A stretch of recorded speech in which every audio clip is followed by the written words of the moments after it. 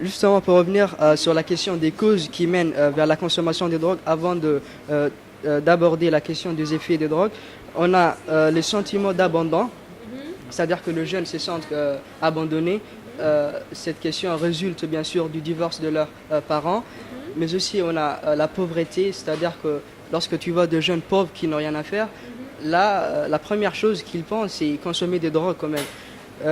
Mais également, on a les parents consommateurs, c'est-à-dire que lorsque les parents consomment des drogues, les enfants qui donc sont toujours de leur côté, ils vont se demander pourquoi papa consomme, pourquoi maman aide papa à consommer la drogue et ainsi de suite. Et il va croire que en voyant ses parents qui consomment des drogues et qui rient en plus lorsqu'ils consomment, il va se dire que voilà, lorsqu'on consomme les drogues, on devient des hommes quand même. Oui, voilà. Voilà, exactement. Et c'est là qu'il va donc tomber dans le piège des drogues. Et finalement, on a la difficulté de trouver un sens à sa vie. C'est-à-dire de jeunes qui sont bien sûr, qui ont abandonné leurs études et qui sont dans le quartier, qui n'ont rien à faire. La première chose qu'ils vont penser, comme on a dit, c'est donc de consommer des drogues, forcément. Et on a souvent entendu l'expression « j'ai assez de temps », c'est-à-dire que je ne sais pas quoi faire. Et donc du coup, la première chose que je pense, c'est consommer la drogue. Et pour revenir à la question des effets aussi, on a, comme on a parlé, je vais un peu rapidement évoquer la question du libido. J'ai entendu que la consommation des drogues amène vers la faiblesse sexuelle. La faiblesse sexuelle et également ça amène vers l'euphorie. C'est-à-dire lorsque la personne consomme les drogues, il a l'impression qu'il est fort. Et d'ailleurs, j'ai entendu, lorsque j'ai passé les examens finaux à l'université, un gars qui me disait, lorsque je consomme le kurkura, qui est une forme de drogue, j'ai l'impression que je peux plus réviser les cours que quand je ne consomme pas. En fait, ça c'est une question, ça c'est justement une croyance pour lui. Et deuxièmement, on a comme effet la prise ou la perte de poids. Une personne qui ne consommait pas avant, lorsqu'il commence à consommer la drogue... Donc là, ça contredit un peu ce que disait Mohamed. Exactement, exactement. Non, tu perds du poids, mais tu prends du ventre. Tu perds du poids, mais tu prends du ventre. Voilà, donc ça se rejoint. Ah, ok. Ça, c'est des effets spécifiques sur les hommes ou Non, je pense que c'est pareil, c'est général. Et on voit par exemple des gens filiformes, quasiment des fils de fer. Bah oui, on laisse finir. Ok, la prise de la perte de poids. Et finalement, la question qui fait donc beaucoup d'interrogations, c'est la question de peu de rendement du travail. Oui. Un consommateur de drogue, surtout les gâteurs, lorsqu'il reste éveillé toute la soirée, sous prétexte qu'il va réviser, quoi. Ouais. Il va rater l'examen. Exactement.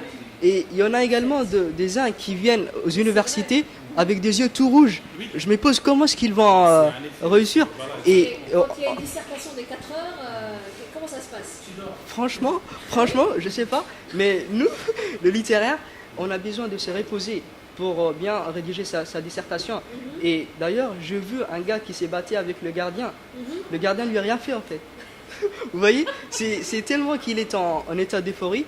Voilà, il est arrivé et il s'est battu avec le gardien. Et après, lorsqu'on lui a demandé pourquoi, il ne savait pas. Donc, pour les gâteurs, les hommes, je veux dire, leur rendement au travail est très très peu. Et voilà.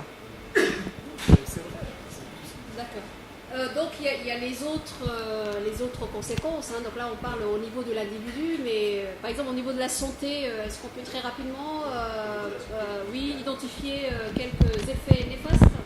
Donc il a sûrement des conséquences graves sur la santé. Par exemple, en fumant des cigarettes, donc les cigarettes peuvent provoquer 3 cancers. Cancers, les 3 liés où ils passent. Cancer de lèvres, cancer de gorge et cancer de poumon. Donc, oui, qui vont...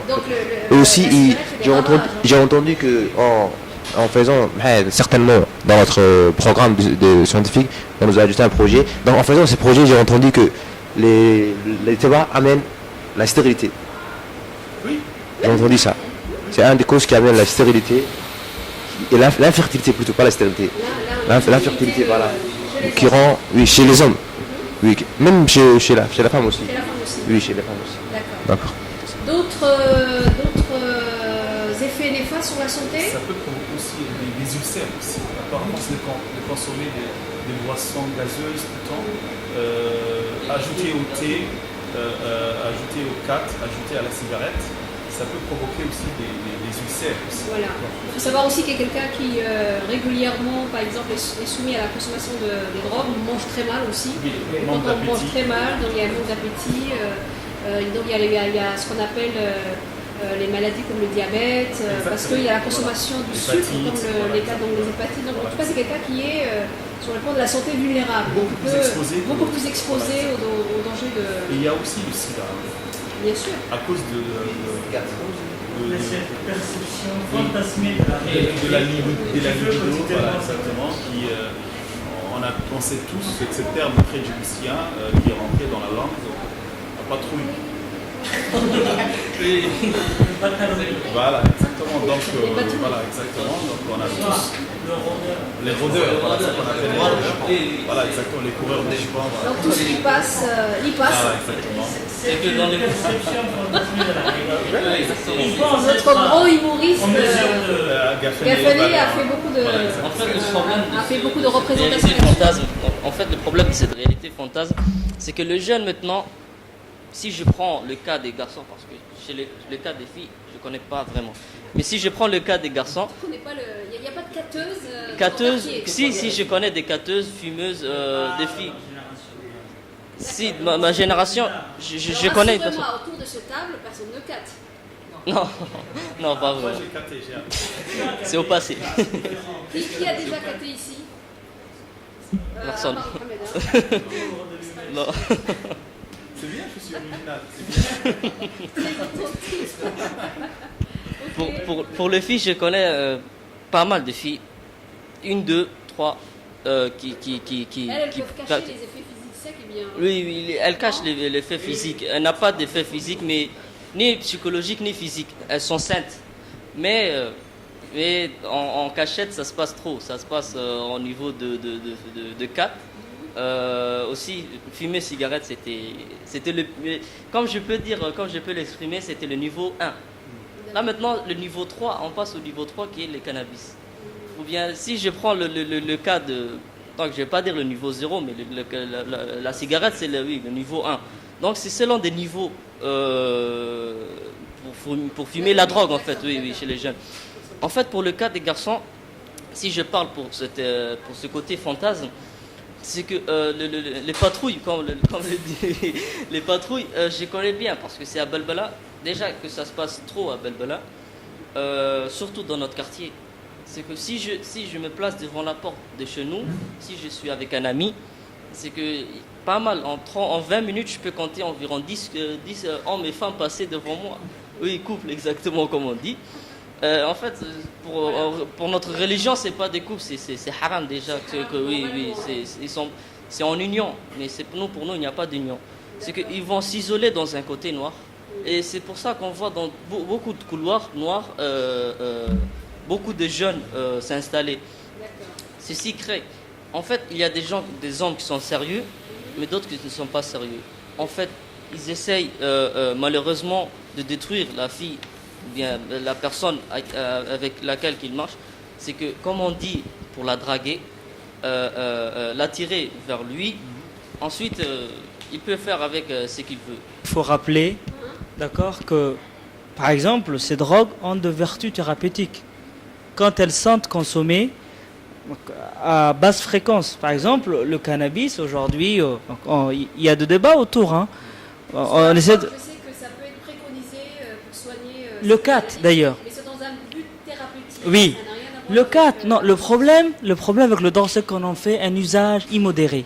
Voilà. Mais par exemple, à basse fréquence, donc si on en consomme moins, le CAT, par exemple, donc au début, on le prenait juste pour, par exemple, se réveiller. Par exemple, au Pérou, donc en Amérique du Sud, il y a donc un feuille comme ça, le coca, je pense. Hein. c'est pas le même coup. Mais comme match, pour pouvoir être éveillé, par exemple, le camionneur, hein, donc, qui font 20 heures de trajet, par exemple, pour rester. Mais le problème, c'est quand on en fait un usage un peu plus abusif, excessif, que les choses se compliquent. Je ne parle pas de l'héroïne et du crack. Mais par exemple, le cannabis, aujourd'hui, il y a un vrai débat là-dessus. D'accord. Et Il faut voir que dans certains pays, ils sont même allés légalisé. D'ailleurs, donc, il y a une loi donc, aux Pays-Bas où il est interdit de fumer, pardonnez-moi, donc la cigarette, mais où il est par exemple, accessible, par exemple, permis de prendre un joint. alors, très Ça a plus d'effet apparemment. Très rapidement sur les coûts sanitaires, donc les drogués sont à la fin, hein, avec l'accoutumance et la dépendance, sont des grands malades. Et donc finalement, c'est un poids sanitaire pour l'État ou les institutions de santé publique. En fait, moi, je vais revenir à mon cas. Comme étant le seul qui, parmi tous les gens qui sont autour de la table à avoir déjà consommé, à avoir caté, fumé, beaucoup caté. Donc, La totale, quoi. voilà, exactement la totale. Et j'ai même essayé, je peux le dire Attention, aussi. c'est pas la totale, parce que oui, la liste est longue. Non, mais L'alcool, le cannabis, non, l'alcool. j'ai essayé le cannabis aussi. Ah, Ah oui, j'ai essayé le cannabis aussi. Mais c'était juste pour essayer. Et pour essayer, voilà, c'était pour le fun. tu n'as pas été à l'excès. Non, je n'ai pas été à l'excès.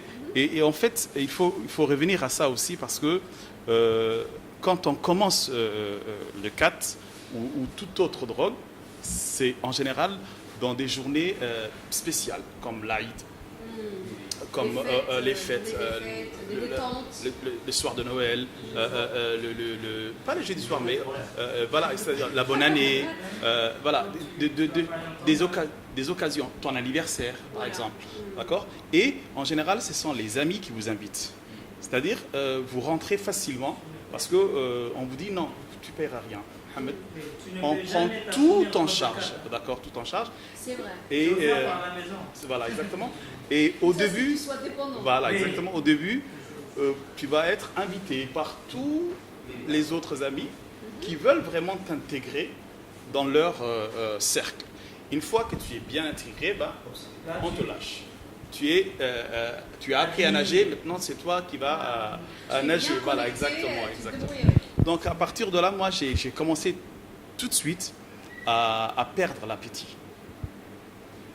Donc j'avais un poids cyclique. Parfois je grossissais, parfois je maigrissais, d'accord. Et je faisais un yo-yo, d'accord, voilà. Et récemment, presque fréquemment, j'étais aussi souvent, je toussais beaucoup, je tombais malade assez facilement par rapport à quelqu'un qui ne capte pas. Et j'étais vraiment sous une forte l'emprise des médicaments. C'est-à-dire pour rester connecté avec mon milieu, mes amis, et ne pas être à la marge, donc persona non grata. Donc je devais combler ma faiblesse physiologique parce que moi j'étais toujours un enfant assez maladif et tout ça. Donc je consommais beaucoup de médicaments, de vitamines qui permettaient de combler mes carences naturelles, d'accord. Et ça camouflait parce que j'ai commencé à avoir une bronchite qui a commencé à s'aggraver, sauf qu'elle a été camouflée par le nombre de médicaments que j'ingurgitais. Et à un moment donné, je suis tombé raide. Voilà, voilà exactement. Donc c'était. Sur les effets visibles, et vous avez été. Donc moi je suis passé par toutes les étapes, d'accord. La seule, voilà, si on revient vers les effets physiques, les jeunes décrivaient votre dentition. C'est la seule chose qui m'a sauvé, c'est ça peut-être parce que j'ai toujours. Bien, tu as changé de Non, j'ai toujours, j'ai toujours bien brossé mes dents, d'accord. Donc j'avais toujours ce souci de la propreté de mes dents parce que quand vous êtes jeune et que vous avez envie de plaire, la première chose aussi que la personne va voir, c'est aussi voilà. Donc je prenais très souvent soin de moi, même si je tombais malade, j'avais des problèmes, je dormais mal. Et par exemple, voilà, exactement. Et je suis tombé dans une autre drogue qui était le café. Parce que pour tenir le matin, il fallait vraiment que je consomme beaucoup de café. Bon, cette habitude est restée, hein, d'accord. Elle est restée parce que Mohamed connaît, voilà, exactement, elle est restée. Je suis toujours un drogué du café. Sauf que c'est pas très très grave ça, d'accord. Voilà. Donc, alors peut-être les coûts sanitaires sur les institutions, terminer là-dessus, Mohamed. Par exemple, chaque année, il y a à peu près, je pense, 30 millions de Chinois qui meurent à cause du tabac. 30 millions. Donc, j'ai vu ça dans une étude. D'accord ? Quand même, ça, 30 millions, c'est énorme. Hein. Donc, je n'ai pas une étude un peu mondiale, mais... C'était juste pour dire que finalement, comme les drogues et les cas... Le nombre de jeunes et de personnes qui décèdent à cause de la tuberculose à Djibouti, et la tuberculose est en général provoquée par le tabac, le cat, est exponentielle. D'accord ? Et chacun d'entre nous peut dire une personne qu'il connaît et qui est décédée de cette maladie, d'accord, qui est en général provoquée par le tabac, voilà. Oui, mais je veux dire, la prise en charge de toutes ces maladies physiques, physiologiques, autres, il faut les soigner, donc c'est vraiment un coût pour les institutions publiques. Oui, bien sûr. Et le problème, c'est que même les médecins vont vous dire que on en a marre de soigner quelqu'un qui ne veut lui-même pas se soigner. Bah oui. Parce que on va voir, moi, quand je suis allé, je suis vraiment tombé malade, que je suis allé voir le médecin, donc le médecin m'a dit, quelle est votre profession? Je suis prof. Donc vous êtes l'élite de ce pays. Oui. Et donc il m'a vraiment tenu un discours, et je le remercie vraiment, qui m'a fait prendre conscience de l'engrenage et du cercle vicieux dans lequel j'étais. Et ce qui était très bien, c'est qu'il m'a pris à part. C'est-à-dire, il ne m'a pas parlé avec les membres de la famille qui étaient là. Donc il m'a pris à part. Et sincèrement, j'ai pleuré ce jour-là. Et j'ai décidé, tout simplement... on peut dire que c'était la prise de conscience. Voilà, ça a été un déclic. Et aujourd'hui, je le revois toujours, mon ancien médecin. On peut manger ensemble, on peut dîner ensemble, parce que non seulement il a été fier de ma rémission, et aussi du fait que je me suis tenu à ce que j'ai... Parce que là, maintenant, ça fait au moins 7 ans que j'ai plus ni touché au tabac, ni à... Donc, pour sensibiliser les jeunes, vous êtes une référence, Mohamed. Normalement. Donc, on a bien fait de te mettre dans notre répertoire. Donc là... Oui.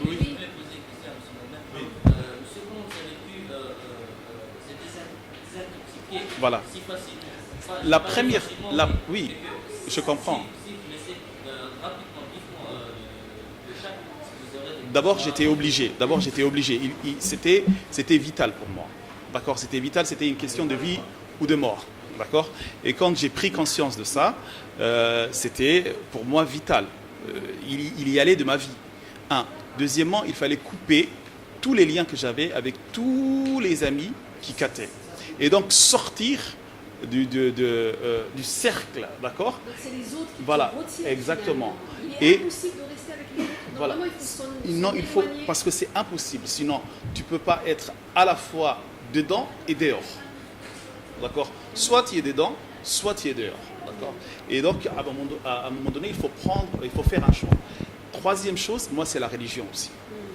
D'accord. Pendant ma convalescence, je me suis reconnecté avec la religion. Moi, j'étais quelqu'un de très fêtard. Je vais pas m'attarder sur ça, mais je pense que ça se voit, hein, d'accord.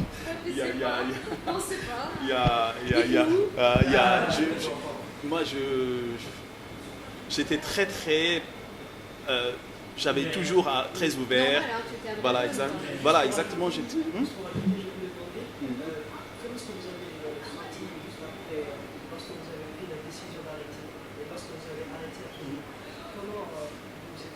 Et au début, c'est vrai, on a un manque. Même dans le manque vous poursuit même dans le rêve. Je vous assure, même dans le rêve, il vous poursuit. Parce que vous rêvez pendant votre sommeil, alors que vous êtes avec vos amis en train de cater. D'accord? Et vous vous réveillez en sursaut et vous vous apercevez que c'est juste qu'un rêve. D'accord? En fait, c'est un cauchemar plutôt. D'accord?